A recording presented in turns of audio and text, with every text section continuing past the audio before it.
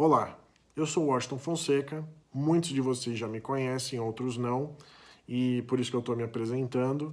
E eu sou advogado especializado em Direito Médico da Saúde, com quase 20 anos de experiência na área, e eu estou fazendo esse vídeo para fazer uma síntese da discussão que a gente teve hoje no nosso grupo Direito e Plástica Covid-19, que foi idealizado pelo Dr. André Cervantes, que é secretário-geral da AICEPS no Brasil.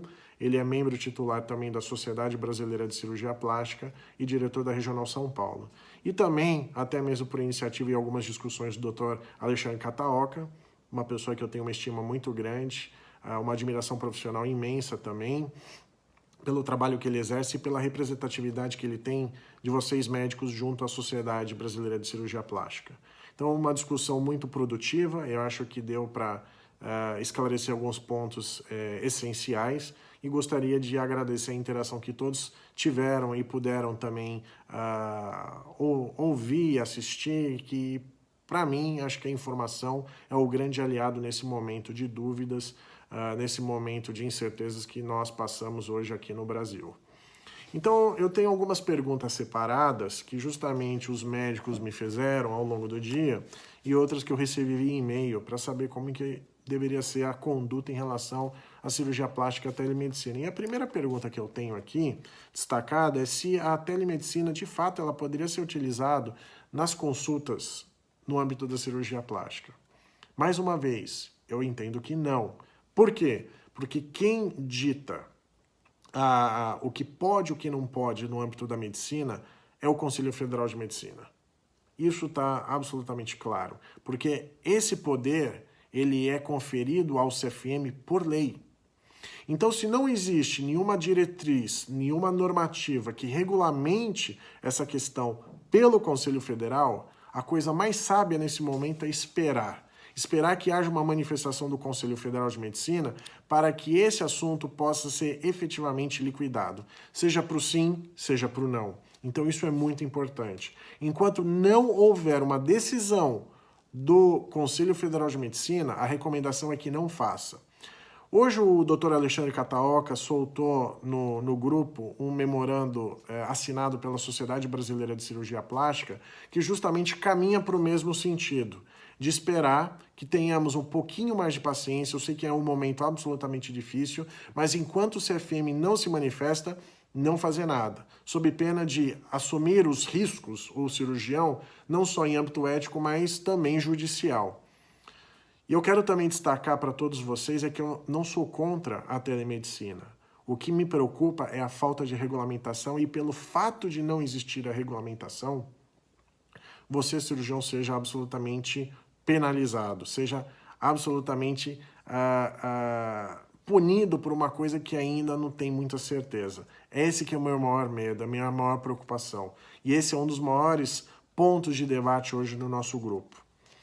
A segunda pergunta que me fizeram hoje aqui, e eu vou fazer só algumas para não ficar um vídeo muito longo, seria sobre a possibilidade do médico ser responsabilizado se ele abre o consultório nesse período de isolamento social. Bem, o decreto aqui em São Paulo, pelo menos, eu não sei como é que as coisas estão em outros estados e outras cidades, mas o decreto do governador João Dória instituiu o isolamento social. Serviços que não sejam essenciais para a população, eles devem ser mantidos fechados. E pode acontecer, não resta a menor sombra de dúvida, que a cirurgia plástica pode ser interpretada como um serviço não essencial. E a partir daí o estabelecimento está sujeito à multa e o seu dono também está sujeito às medidas penais que lá estão previstas dentro do decreto do governador João Dória. Inclusive são apontamentos feitos pelo Código Penal. Então, o momento agora é de segurar o freio, puxar o freio de mão, não abrir o consultório, porque isso pode acarretar uma série de problemas, não só para você médico, mas para os pacientes, e consequentemente isso gerar penalidades não só financeiras. Eu sei que o trabalho não está sendo gerado, mas quando eu falo penalidades financeiras, seria a aplicação de multas, ou até mesmo a responsabilização do médico. Mas o momento, até pelo menos o dia 7 de abril, é que tenhamos todos a tranquilidade, a serenidade de esperar um pouquinho mais, sob pena de não colhermos frutos negativos lá na frente, por abrir o consultório nesse momento. Então a recomendação é não abra o consultório. A outra pergunta que me fizeram hoje aqui seria se haveria a possibilidade de restrição de funcionamento dos consultórios até o dia 31 de maio por decisão da ANS. Essa pergunta, inclusive, foi feita pela Julice, que é uma querida amiga, cirurgiã plástica também muito competente, e essa preocupação ela é muito pertinente, até porque a ANS, que é a Agência Nacional de Saúde Suplementar, ela regulamenta a relação da população com os convênios médicos, principalmente a relação dos convênios médicos. Se você eventualmente não atua dentro de convênio médico e se você faz atendimentos particulares, a resolução da ANS não se aplica. Então, vocês podem ficar tranquilos que nesse momento, sendo particular, a resolução não se aplica. O que está todo mundo sujeito, sim, é o decreto do governador que instituiu a quarentena e o isolamento social. Isso sim, a recomendação é que não vá ninguém ao consultório e não atenda ninguém, a não ser que seja um caso de um PO que tenha a necessidade de ter o contato do médico com a paciente ou com o paciente no tete-a-tete. Isso é muito importante. Outra pergunta que me veio aqui seria sobre a possibilidade do termo de consentimento informado esclarecido funcionar como salvo-conduto. Poderia o termo de consentimento ser um instrumento que daria essa salvaguarda, seria uma tábua de salvação para o médico caso aconteça alguma coisa nesse período? Não, de forma alguma. O termo de consentimento ele vem esclarecer alguns pontos, o que deve ser feito em cuidados pré-operatórios, os riscos transoperatórios e os cuidados e riscos pós-operatórios. Mesmo que você faça uma entrevista e os apontamentos, se a pessoa viajou há 14 dias ou não para fora, se ela teve contato com outras pessoas, isso não exime o risco que o médico tem lá na frente de provar de que ele não tomou os cuidados e que ele atendeu aquele paciente no período de isolamento. Então, resumindo, o termo de consentimento informado não funciona como salvo-conduto, isso é muito importante. A outra pergunta que me fizeram aqui, qual seria a possibilidade de responsabilização do médico no atendimento nesse momento de Covid-19, de pandemia e de isolamento social? Bem, a recomendação que o Conselho Federal deu foi de não ter atendimentos eletivos ou procedimentos eletivos, suspender tudo. Isso é uma questão absolutamente lógica, porque a exposição que o paciente vai ter nesse momento de pandemia é absurdamente grande, sendo que todo mundo deve ficar em casa. Então, se todo mundo tem que ficar em casa, ninguém tem que fazer nenhum atendimento, tampouco operar ou atender no consultório, porque você vai expor a sua saúde em risco e a dos seus pacientes também. Agora, existe a possibilidade do médico ser penalizado perante o Conselho Regional e Federal de Medicina, respectivamente, se porventura efetuar um atendimento normal, uma consulta inicial com alguém, com algum paciente ou com alguma paciente? A resposta é sim, até porque existe recomendação e você, colocando esse paciente em risco, teoricamente, você poderia ser penalizado até mesmo uma situação mais drástica pelo conselho. Isso poderia também ser levado à baila, à discussão dentro de um processo civil ou até mesmo dentro de um processo criminal. Até porque existem alguns crimes previstos no Código Penal que autorizam a penalização daquele que favorece a transmissão de agentes patogênicos em momentos como esse. Então a recomendação é que não seja atendido nenhum paciente, a não ser os casos de pós-operatório, sob pena daquele médico ser penalizado em âmbito administrativo, civil e penal. A outra pergunta que me fizeram há pouco aqui seria sobre a discussão sobre a hierarquia da portaria do Ministério da Saúde e as posições, as consolidações de decisões feitas pelo Conselho Federal de Medicina. Haveria uma hierarquia quanto às decisões do Ministério da Saúde versus o que o Conselho Federal de Medicina determina e orienta? A resposta é não. O que hoje o ministro Mandetta trouxe é uma recomendação do que pode e o que não pode. Tanto que quem veio numa situação de excepcionalidade autorizar a utilização da telemedicina foi quem? Foi o Conselho Federal.